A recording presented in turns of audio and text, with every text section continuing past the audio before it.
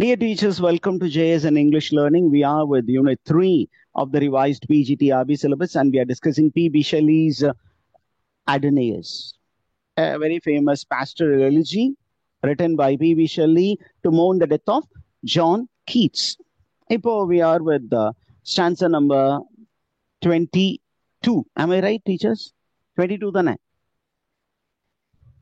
Okay. Yeah, Yes. 22. Yeah, we are with 22, and we were discussing that there were many people who were mourning the death of John Keats. And John Keatsக்கு மதரா யாரை வந்து BP Shelley வந்து இந்த போயத்துல வந்து கொடுத்திருக்காரு? Who is actually the mother of John Keats here? Urania.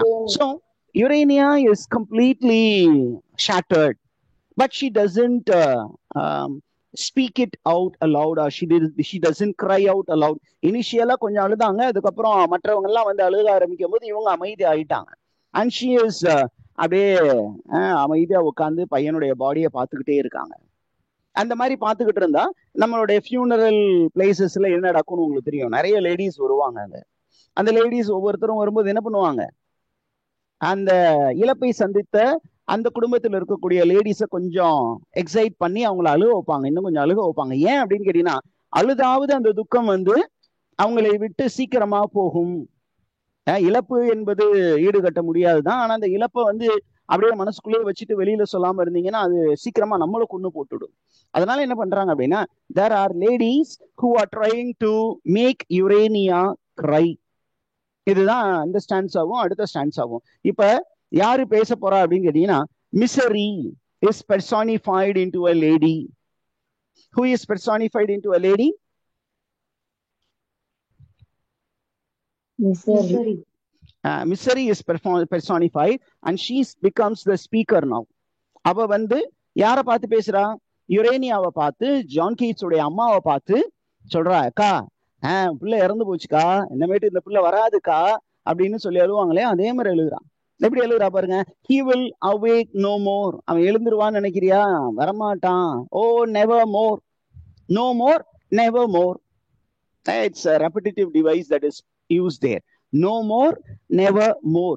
More அப்படின்னு repeat ஆகுதுன்னா internal rhyme உள்ள இருக்கு.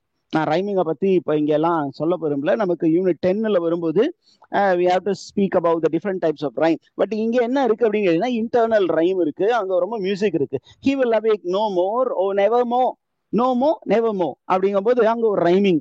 அந்த rhyming is to create emotional state தான். அப்ப என்ன சொல்றா பாத்தீங்களா, misery is addressing Urania and என்ன சொல்றா பாருங்க, wake thou childless mother, பிள்ளை இல்லாம போனவளே, உன் பிள்ளைய பறி கொடுத்தவளே அப்படின்னு நம்ம ஊர்ல எல்லாம் சொல்லுவாங்க இல்லையா, ஐயோ பறி கொடுத்துட்டியம்மா அப்படின்னு கத்துற மாதிரி அவன் சொல்றான். childless mother rise out of the sleep, தூங்கிக்கிட்டா இருக்க, எந்திரி. உன்னுடைய உள்ளத்தின் ஆழத்துல ஒரு பெரிய காயம் இருக்குன்னு எனக்கு தெரியும். அந்த காயத்தை நீ ஆத்தணும்னா என்ன பண்ணணும், தண்ணீரால அதற்கு மருந்து போடு. கத்தி கதறி அழுவுமா, ஏன் அப்படி வசனமா உட்கார்ந்துருக்காத அப்படின்னு சொல்லி misery is trying to excite Urania. என்ன சொல்றா பாருங்க. And all the dreams that watched Urania's eye, அப்படியே யுரேனியாவை அப்படியே அங்க உட்கார்ந்து அவங்க அழுதுகிட்டு இருக்காங்க. கூட அங்க வந்திருக்க யாரெல்லாம் வந்திருக்காங்க, நம்ம ஏற்கனவே சொன்ன மாதிரி ட்ரீம்ஸ். ஜான் கீட்ஸ் தன்னுடைய போயட்ரிக்கு பயன்படுத்திய ட்ரீம்ஸ், கற்பனை, அந்த கற்பனையெல்லாம் அப்டிராக்ட் திங்ஸ் எல்லாமே பர்சானிஃபைட் ஆகி கேரக்டர்ஸ் ஆகி இங்க வந்துருச்சு. And all the dreams that watched Urania's eye and all the echoes wore their sister's song. Sister யாரு அப்படின்னு கேட்டீங்கன்னா, sister here refers to the nightingale. The nightingale ஓட சவுண்ட்ஸ் எல்லாமே அங்க வந்திருக்காங்க. எல்லாருமே வந்து என்ன பண்றாங்க, அவங்கள உசுப்புறாங்க, எழுப்புறாங்க. எந்திரிமா எந்திரிமா, ஏமா அப்படி உட்கார்ந்துருக்கா, அழுவுமா, கத்துமா, கதறுமா அப்படின்னு சொல்லும் பொழுது இவங்க அப்படியே ஒரு டீப் ஸ்டேட்ல ஏதோ ஒரு யோசனையில இருந்தவர்கள் என்ன பண்றாங்க, இவங்க எல்லாம் கத்துறது கதறது எது மாதிரி இருந்தது அப்படின்னா அங்க ஒரு சிமிலி அழகா கொடுக்குறாரு. she was as if என்ன சொல்றாங்க இந்த லாஸ்ட் லைன் பாருங்க, arise swift as a thought by the snake memory stung. ஒரு பாம்பு கடிச்சா ஒருத்தவங்க எப்படி அந்த உணர்வு நிலைக்கு ரிட்டர்ன் ஆவாங்களோ, ஏதோ ஒரு மெய் மறந்து இருக்கும்போது டக்குன்னு அந்த பக்கத்துல ஒரு தோட்டத்துல இருக்காங்க, ஒரு பாம்பு வந்து பொட்டுன்னு போட்டுருச்சுன்னு வச்சுக்கோங்களேன், இந்த பாம்பு கடிச்சா அப்படிங்கிற எந்திரிக்கிற மாதிரி அவங்களும் என்ன பண்ண போறாங்க? எந்திரிக்க போறாங்க. சோ இவங்க கத்துனது எல்லாமே எப்படி இருக்கான்? ஒரு பாம்பின் கடி போல அவரை உசுப்புவதற்காக அரைஸ் எல்லாம் எந்திரிமா எந்திரிமா, ஏமா ஏமா ஏமா எந்திரிமா, கத்துமா கதறுமா அப்படின்னு சொல்லி அவங்கள எழுப்புறாங்க. அவ எப்படி எந்திரிச்சா யுரேனியா அப்படிங்கிறத அடுத்த ஸ்டான்ஸா சொல்றாங்க. she arose like the spring. Who is the she here? She arose like the autumnal night. Who is the Urania. Urania? நம்ம மாத்தி வேற எதுவும் சொல்லிடக்கூடாது. Here the reference is to Urania. அம்மா எந்திரிக்கிறாங்க, அப்படியே ஒரு மூலையில உட்காந்துட்டாங்க. முன்னாடி அழுது முதல் டைம் அழுதுட்டு என்ன பண்றாங்க, ஒரு மூலையில போய் உட்காந்துட்டாங்க. இப்ப அந்த இடத்துல இருந்து எந்திரிக்கிறாங்க. ஸ்விஃப்டா எந்திரிச்சு ஜான் கீட்ஸ் பக்கத்துல போறாங்க. She rose like an autumnal night. ஆட்டம் சீசன்ல இருக்கக்கூடிய நைட். அந்த நைட்ல என்னவாகும் அப்படின்னு கேட்டீங்கன்னா, அந்த நைட் கடந்து பகல் வர்ற மாதிரி அந்த ஒரு டிரான்ஸ்ஃபர்மேஷன்ல அவங்களும் இருக்காங்க. That springs out of the east and follows wild and rapt the golden day, which on the eternal wings, even as a ghost abandoning a buyer. ஒரு கோஸ்ட் என்ன பண்ணும்? ஒரு பயர் அப்படின்னா ஒரு சின்னதா ஒரு செடி மேல உட்கார்ந்துருக்கும். ஆனா அதிகாலை வெளிச்சம் பட்ட உடனே இந்த கோஸ்ட் எல்லாம் என்ன பண்ணும்? இந்த உலகத்துல இருக்காது, ஓடி போயிரும். நீங்க இதை எங்க பார்க்கலாம் அப்படின்னா, வில்லியம் ஷேக்ஸ்பியருடைய ஹாம்லெட் அப்படிங்கிற பிளேல பார்க்கலாம். இந்த பிகினிங்ல நீங்க ஃபர்ஸ்ட் ஆக்ட்ல பாத்தீங்கன்னா, the ghost of king Hamlet, the senior Hamlet it will be actually walking on the terrace of the fort. அப்ப அது ஜான் இவர்கிட்ட ஹொரேஷியோ கிட்டையும் அவருடைய ஃப்ரெண்ட்ஸ் கிட்டையும் தன்னுடைய நிலையை பத்தி சொல்லும். நான் ரொம்ப சோகமா இருக்கிறேன், நான் உண்மையாலுமே என் பையன்கிட்ட ஒரு முக்கியமான விஷயம் பேசணும் அப்படிங்கும்போது அதனுடைய கஷ்டம் என்ன சொல்லும்னா, நான் நைட்டு முழுசும் நான் இயற்கையா சாகல, செயற்கையா தான் செத்துட்டேன், என்னை கொன்னுட்டாங்க, அதனால நான் ஆவியா உலாவிக்கிட்டு இருக்கேன். அதிகாலையில இந்த சாவல் கோழி கூவுற சத்தமும் இந்த சூரியனுடைய ஒளி எப்போ ஈஸ்டர்ன் ஸ்கைல தோன்றுதோ அதற்கு மேல நான் இருக்க முடியாம டங் டைடா இந்த இடத்தை விட்டு ஓடும். இது ஒரு ஸ்டோரி. அப்ப என்ன பண்றாங்க, இந்த ஒரு யுரேனியா என்ன பண்றாங்க அப்படின்னா, ரொம்ப ஏதோ ஒரு யோசனையில இருந்தவங்க டக்குன்னு என்ன பண்றாங்க, she is getting up. So wrapped Urania, wrapped அப்படின்னா completely she was in a thought, so saddened around her like an atmosphere of stormy mist. அவங்க ரொம்ப சோகத்தும், அவங்களுக்கு அதிகமான சோகம் இருந்தது. என்ன மாதிரி சோகத்துல இருந்தாங்க அப்படின்னு கேட்டீங்கன்னா, as if she was surrounded by a mist, stormy mist. She swept her on her way even to the mournful place where Adonius lay. Adonius அங்க பாடி வச்சிருக்காங்க, இவங்க ஒரு மூலையில போய் உட்காந்துட்டாங்க. இப்ப அங்க அந்த மூலையில ஏதோ ஒரு யோசனையில இருந்தவங்க டபக்குன்னு இவங்க எல்லாம் அரைசமா எந்திரி எந்திரி எந்திரி தூக்க போறாங்க, வா வா வான்னு கத்தனோன்னு அங்க இருந்து ஓடுறாங்க. ஓடி போய் கட்டி பிடிச்சிட்டு என் தங்கமே என் செல்லமே அப்படின்னு அழுவாங்க இல்லையா, அதே மாதிரி இவங்க என்ன பண்றாங்க, from her deep thought she wakes up and she goes to the place where John Keats was and she starts mourning. Did you understand that, teachers? Yes sir. எங்க அந்த சென் இத காணோம். அடுத்து மீண்டுமா, yeah, we are with okay stanza number 24. பாதி தான் இப்ப வந்திருக்கோம். Now where was Urania? நம்ம முன்னாடியே சொன்னோம் இல்லையா, where was Urania? Urania was there in the sky. ஏன் அப்படின்னு கேட்டீங்கன்னா, யாரு? According to mythology, Urania is the goddess of the sky. அப்ப அந்த வானத்திலிருந்து out of her secret paradise she sped. மேல இருந்து அவங்க என்ன பண்றாங்க, கீழே நோக்கி ஓடி வராங்க. ஜான் கீட்ஸ் கீழே கிடக்குறாரு பாடி. Through camps and cities around the stone and steel and human hearts, which to her airy tread yielding not. Okay, airy tread அப்படின்னா she is a spirit. airy அப்படின்னா அவங்க வரும்போது என்ன பண்றாங்க, வரும்போது இவங்க ஒரு ஸ்பிரிட். ஆனா அந்த ஸ்பிரிட் வருதுங்கிறதுக்காக இந்த உலகத்துல இருக்கக்கூடிய அந்த ஸ்டோனு ஸ்டீல் எல்லாம் வழி கொடுக்குமா அப்படின்னு வழி கொடுக்காது. இருந்தாலும் அது மேல முட்டி மோதி அவங்க என்ன பண்றாங்க, ஓடி வர்றாங்க. முட்டி மோதி ஓடி வராங்க. நம்ம மனிதர்கள் தான் என்ன பண்ணுவோம், இன்னொரு மனுஷனை பார்த்த உடனே நம்மளுமே அந்த மாதிரி stones ஸ்டீலா மாறிட்டோம்.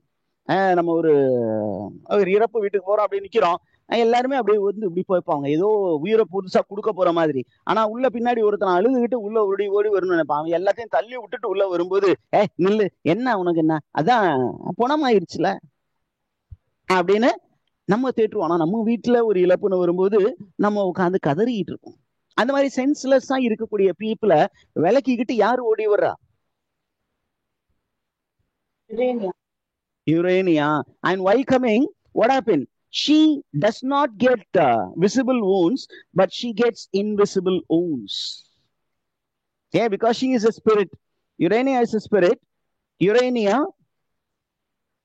gets invisible wounds. Yeah. Invisible wounds. ஒரு இன்விசிபிள் wound அவங்களுக்கு நிறைய கிடைச்சிருச்சு. அண்ட் அதனால என்னாச்சு, அவங்க காலெல்லாம் காயமாயி அவங்க என்ன பண்றாங்க, she is falling down. இதை பார்த்தோன்னா எனக்கு டக்குன்னு என்ன ஞாபகம் வருது அப்படின்னு கேட்டீங்கன்னா, I am reminded of what is stated in the Bible. When Jesus Christ was taken for his naming ceremony, அவரை 8ஆம் நாள் வந்து என்ன பண்ணாங்கன்னா ஜெருசலேம் டெம்பிள் கூட்டு போனாங்க. அப்போ there was a man, a prophet.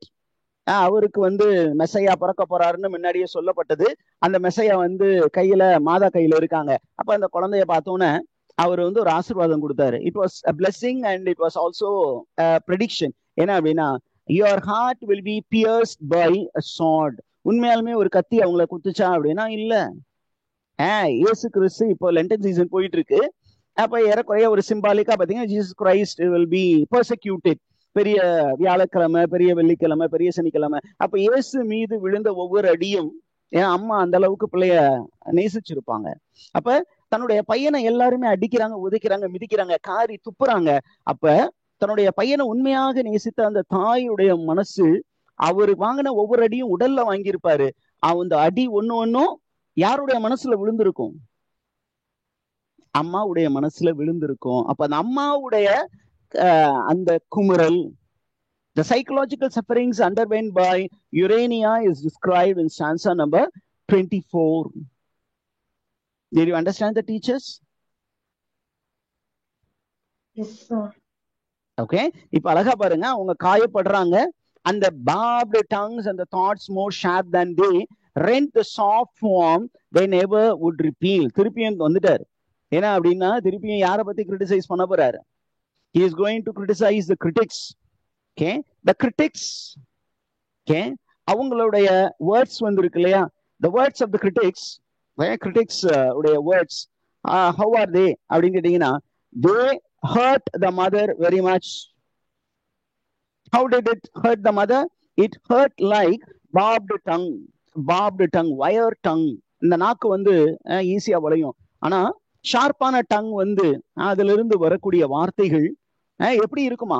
They are metaphorically described as barbed tongue. Barbed tongue அப்படின்னா ரொம்ப ஸ்டிஃபான டங். தன்னுடைய பையனை ரொம்ப கேவலமா இந்த கிரிட்டிக்ஸ் திட்டாங்க. அது இன்னும் அதிகமாக யார வந்து பாதித்தது? யுரேனியாவை பாதித்தது. அப்ப இந்த கிரிட்டிக்ஸ் உடைய வார்த்தைகள் அந்த சேக்ரெட் பிளட்ட என்ன பண்ணுது? வலிய வைத்தது. அந்த சேக்ரெட் அவனுடைய உடம்ப குத்தி கிழிச்சிருச்சு. யாருடைய உடம்ப குத்தி கிழிச்சிச்சு? சேக்ரெட் பிளட், ஜான் கீட்ஸ் உடைய பிளட் வந்து குத்தி கிழித்து, எப்படி கிழித்தது? Sacred blood like the young tears of May மாதத்தின் டியர்ஸ். மே மாதத்தின் டியர்ஸ் அப்படின்னா ரெயின் போல உடலை விட்டு குபுக் குபுக் என்று வெளியே வந்தது. அதை பார்க்கும்போது இந்த அம்மாவுக்கும் மனசு கிழிந்து ரத்தம் வெளியே வந்தது. paved with eternal flower the undeserving way. அவங்க பாத்தீங்கன்னா என்ன பண்றாங்க? அடிச்சு புடிச்சு நேர் பாதையில வராம காட்டு வழியா வரும்போது கல்லு முள்ளு எல்லாம் குத்தி கிழிச்சு அவங்களும் காயத்தோடு வராங்க கீழே. அறியுதே? அப்ப அவங்க நேரா எங்க வராங்க? யாருடைய பாடிக்கு பக்கத்துல வராங்க? கீட்ஸ் உடைய பாடியை பாக்குறதுக்கு அங்க இருந்து வர்றாங்க. அவங்க நியூஸ் கிடைச்சிருச்சு, பட் அவங்க ரொம்ப தொலைவுல இருந்து வரணும். அவங்க ஃபாரின் கண்ட்ரியில இருக்காங்க. இப்ப இருக்க மாதிரி ஃபிளைட்ல அவங்கள ஒரு ஃபிளைட்ல வராங்க. ஓடி வர்றதே ஃபிளைட் தான். அவங்களே ஒரு ஸ்பிரிட் பீயிங் தானே, ஏரியல் பீயிங். அதனால அவங்க அப்படியே ஃபிளைட்ல வரும்போது காடு மலை காடுகள்ல பூந்து வரும்போது நிறைய காயங்கள் படுது. ஆனா அந்த காயம் யாருக்கும் தெரியல, அவங்களுக்கு மட்டும்தான் தெரியும். அப்படின்ட்டு. ஏன் அப்படின்னா அந்த வரும்போது அந்த அளவுக்கு பெயினோட வர்றாங்க. நவ் அவங்க வரும்போது she has to pass through the chamber of the death. இரவின் வீடை கடந்து வரணும். ஓகே, யாருடைய வீட்டை கடந்து வரணும்?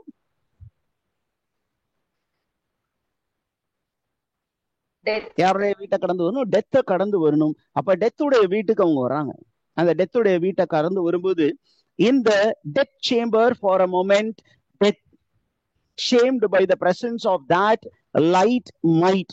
அப்படின்னா அந்த டெத்தை வந்து டெத் வீட்டுக்கு வர்றாங்க. டெத் வந்து யுரேனியா வருவாங்கன்னு எதிர்பார்க்கல. ஆனா யார் உள்ள வர்றா? யுரேனியா வர்றாங்க. யுரேனியாவை பார்த்தோன்னே somebody is shamed. Who is shamed? Death feels ashamed. இது வந்து ஆக்சுவலி என்னன்னு சொல்லுவோம்? Death feeling ashamed. இது என்ன figure of speech? Personification. Okay, ஐயோ இந்த அம்மாவை இந்த மாதிரி கஷ்டப்படுத்திட்டோமே அப்படின்னு அதுவே ரொம்ப வருத்தப்படுதான். Okay, so death felt ashamed. It felt ashamed. Okay, death felt ashamed. Personification. என்ன spelling? PERSONIFICA. Death felt ashamed in the presence of that might, light, living might. Who is this living might? அப்படின்னு question கேட்கலாம். Living might mentioned in 25. Living might refers to Urania. யுரேனியாவை நேருக்கு நேர பார்த்ததுனால death என்ன பண்ணிடுச்சு? வெக்கத்துல தலையை கீழே போட்டுக்குச்சு. ஏன்? இந்த மாதிரி ஒரு கிரேட் பீயிங் உடைய பிள்ளைய நம்ம சீக்கிரமா கூப்பிட்டுக்கிட்டோமே, அவனை போய் சீக்கிரமா நம்ம கட்டி பிடிச்சிட்டோமே, இது தப்பு. Blush to annihilation, and the breath revisit those lips, and life's pale light flashed through those limbs. So late her dear delight, leave me not wild and dear and comfortless. என்னன்னா அது போய் யுரேனியா என்ன பண்றாங்க? டெத்தை போய் பிடிச்சுக்கிட்டு, என்னை விட்டுறாத, என்ன நீ எடுத்துக்கோ, என் பிள்ளைய எடுத்துக்கிட்டீல, இப்ப என்னையும் நீ எடுத்துக்கோ அப்படின்னு யார போய் பிடிச்சிட்டு கத்தி கதறாங்க. Urania is embracing death, and it is lamenting. Flash through those limbs, so late her dear light, leave me not. என்னை விட்டுறாத, அப்படியே என்னை எடுத்துக்கிட்டு போ, என்னை அப்படியே கூட்டிட்டு போயிரு. Okay, wild and dear and comfortless. I am comfortless. எனக்கு ஆறுதல் சொல்றதுக்கு யார் ஆறுதல் சொன்னாலும் கேட்கிற அளவுக்கு இல்ல. ஆனா எப்பதான் எனக்கு ஆறுதல் கிடைக்கும்? நான் செத்தாதான் ஆறுதல் கிடைக்கும். என்னை எடுத்துக்கோ. As silent lightning leaves the starless night. என் வாழ்க்கையில ஸ்டாரா இருந்தது யாரு? Who is the star in my light? John Keats. இப்ப ஜான் கீட்ஸ் என் செல்லமே இல்ல, நான் ஸ்டார்லெஸ் லைட் மாதிரி ஆயிட்டேன், அதனால என்னை கூப்பிட்டுக்கோ, நான் இங்க உயிரோட இருக்க விரும்பல, என் பிள்ளைய கூப்பிட்டுக்கிட்டீங்களா, என்னையும் கூப்பிட்டுக்கோ. Leave me not, cried Urania, her distress roused death. அவங்க அழுததை பார்த்து டெத்துக்கே ரொம்ப சங்கடமா போச்சு. ஐயோ இந்த அம்மாவை இந்த அளவுக்கு சங்கடப்படுத்திட்டோமே. Death rose and smiled and made her vain caress. அப்படியே உடலற்ற உடல் போல அவங்க என்ன பண்ணிட்டாங்க? ஃபெயிண்ட் ஆயிட்டாங்க.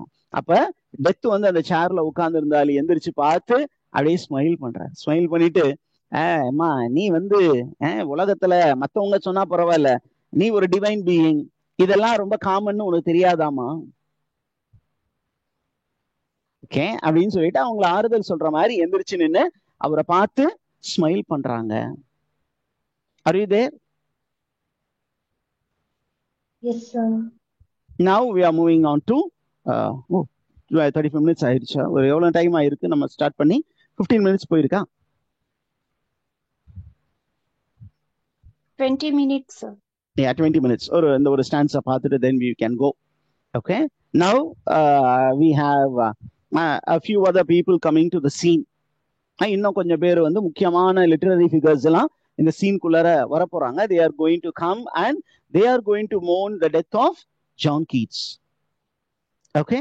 Now stay yet a while, speak to me once again, kiss me so long, but as a kiss may live. என்ன பண்றாங்க அப்படின்னா, there is somebody who is coming and trying to console the mother. Stay at a while, கொஞ்ச நேரம் இருங்க. Speak to me once again, kiss me so long, but a kiss may live. அப்படின்னா என்ன அர்த்தம்? You kiss me and try to console me, and in my heartless breast and burning brain, அவங்க பாருங்க அந்த Urania சொல்றாங்க, ஏய் விட்டுட்டு போயிடாதப்பா, death கொஞ்ச நேரம் இரு, you try to console me. ஏன்? My heart has become heartless, my பிரஸ்டுக்குள்ளார இப்ப பீட் எல்லாம் ஸ்டாப் ஆகி போச்சு, நான் உயிரற்ற ஒரு ஜடம் போலதான் உட்கார்ந்து இருக்கிறேன். And my brain is with lot of question, it is burning. burning brain refers to there are many questions. ஏன் எனக்கு மட்டும், ஏன் எனக்கு மட்டும் அப்படின்னு 1008 கேள்வி. The word that kiss shall all thoughts else survive, with food and saddest memory keep alive. அந்த memory, என் பையனுடைய லாஸ் வந்து பெரிய லாஸ், அத நான் மறக்கவே முடியாது. Of these my Adonais I would give all that I am to be as thou art. Thou not art, but I am claimed to time and cannot thence depart. அப்படியே அந்த அம்மா பேசிக்கிட்டு இருக்கும்போது இடையில ஒரு ஆள் வந்து அவரு வந்து பேச ஆரம்பிக்கிறாரு. யாரு அப்படின்னா அந்த டெட் பாடியை பாக்குறாரு, ஜான் கீட்ஸ பாக்குறாரு. பார்த்து என்ன சொல்றாரு? I have come with the saddest memory. என்கிட்ட இருக்கிற எல்லாத்தையுமே உனக்கு கொடுக்க நான் விருப்பப்படுறேன். யாரு இங்க பேசுறவர் அப்படின்னு கேட்டீங்கன்னா, in 26 the speaker is Thomas More, the famous English writer. Who is Thomas More? What is Thomas More known for? He wrote a very famous work, Thomas More. He wrote a work titled Utopia, an ideal world பத்தி சொன்னவர். Thomas More's Utopia. Am I right, teachers? Yes, Have sir. you heard of Thomas More? Thomas Moore பத்தி கேள்விப்பட்டிருக்கீங்களா எங்கேயாவது?